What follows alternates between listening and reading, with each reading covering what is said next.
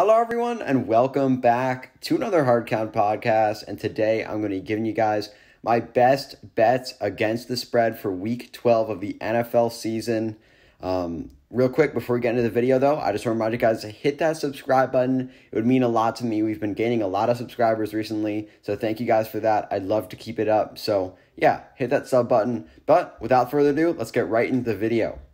My first pick of the video is the New York Giants as 6-point favorites against Cincinnati. I love New York here, and we all know what happened for Cincinnati last week. Joe Burrow, their starting quarterback, star rookie quarterback, went down against the Washington football team last week with a torn ACL, MCL, and Achilles. I hope for a speedy, painless recovery for him, but you know what that means. The Bengals are going to be starting their quarterback, Brandon Allen, who's only played 3 NFL games in his 5-year career, all 3 of which were for the Broncos last season, where he completed just 46% of his passes and threw 3 touchdowns, but 2 interceptions to go along with it. So Brandon Allen, he was not good at all for the Broncos. I have no reason to believe he will be any good for the Bengals, especially with how bad that Bengals offensive line is. We saw Ryan Finley come in after Burrow went down, and this was about midway through the third quarter. The Bengals offense on 5 drives only gained a total of 17 yards for the remainder of the game. So this Bengals offense really fell apart. And, they're going to be having a new quarterback here.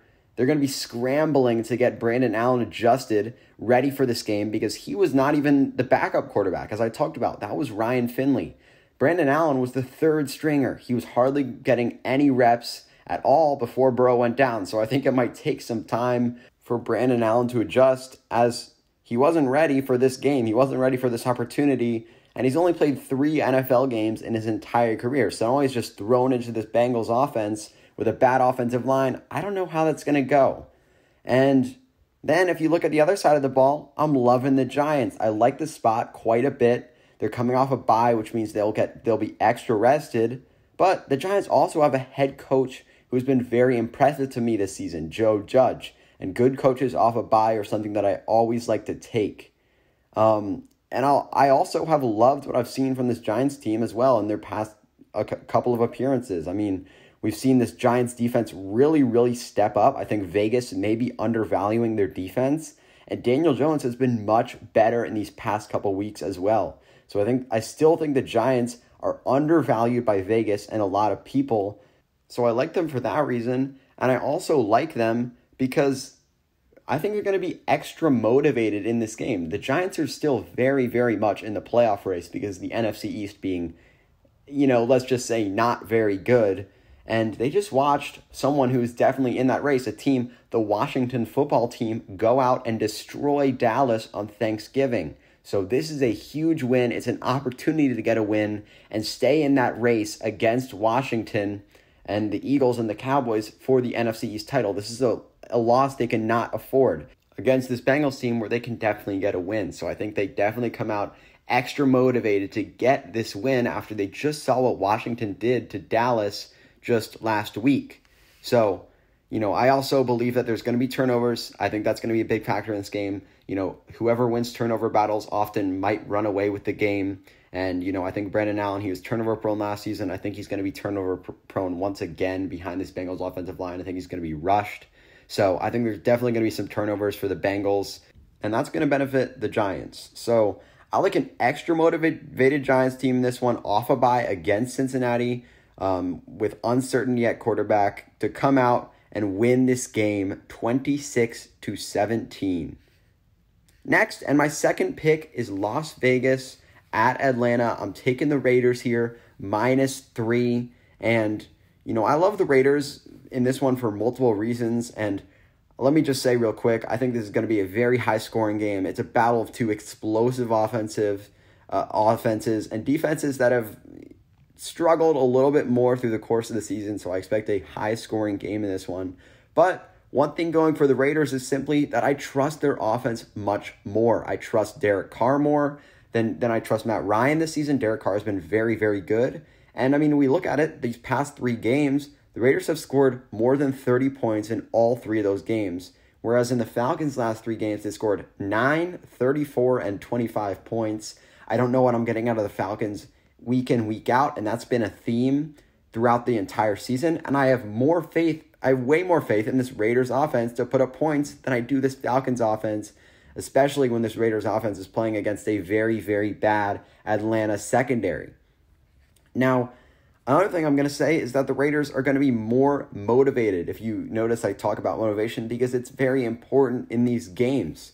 You know, the Raiders are just coming off a devastating loss to their division rivals, the Chiefs. They played a very good game. They impressed me, actually. They did much better than I was expecting. So they're going to be looking for a bounce back after that loss in this game against a much less daunting Falcons team.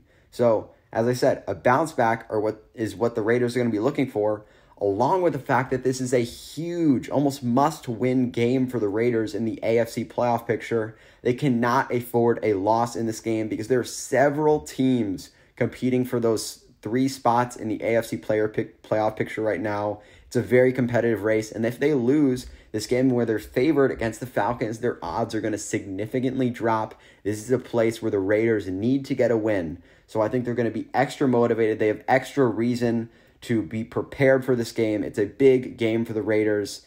And not to mention, as I said, it's going to be a high-scoring game. The 3 points is not going to matter quite as much in a high-scoring game because more points, those 3 are not worth as much. So I'm going to take the better quarterback, Derek Carr. He's been playing fantastic football lately. The better coach, a more motivated team in Las Vegas to go out to Atlanta and win this game 31-24 as they need to do. Next, and my final pick is Seattle -5.5 at Philadelphia. I love the Seahawks here in this game against the Eagles, and I especially love this number under 6.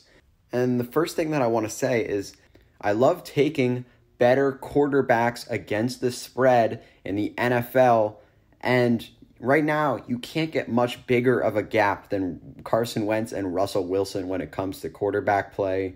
So the Seahawks are already enticing for me, but then you add in the fact that they have extra rest. They've had extra time to prepare for this game. They played last Thursday, and you give them all the way until Monday of this week. They get that extra day off of that mini bye, which I like. They're going to be well rested, well prepared, as I said, for this Eagles game. And, you know, what was our concern with the Seahawks? What is our concern with the Seahawks? Their defense, right? That's what's holding them back right now. We know their offense is elite, but since the Seahawks added Carlos Dunlap and Jamal Adams returned in Week 9, the Seahawks defense is tied for the lead in sacks in the NFL, which they've really struggled to get pressure all year, and this is a huge thing for this Seahawks defense. That's going to help pressure the quarterback, and it's really going to help their secondary, which has been a big issue all year. So I think this pressure is really going to be important in this game, especially with a bad offensive line that the Eagles have, and Carson Wentz, who's really, really struggled under pressure this season. And then, you know, as I said, the Seahawks offense has been electric all season. They're much better than the Eagles, and I really like that in this game. The past 4 games, the Seahawks are averaging 29 points per game, and the Eagles are averaging under 20 in that same span.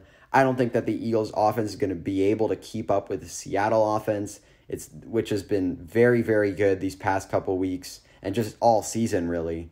And then another factor is Carson Wentz. He leads the NFL in turnover-worthy plays by far this season, and I wouldn't be surprised if we saw more than 1 turnover for the Eagles in this game, so that is a game changer.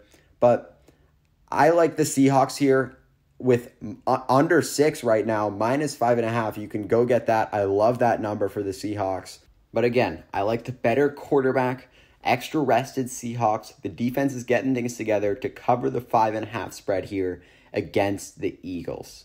All right. Those were my 3 picks against the spread for Week 12 of the NFL season. I hope you liked the video.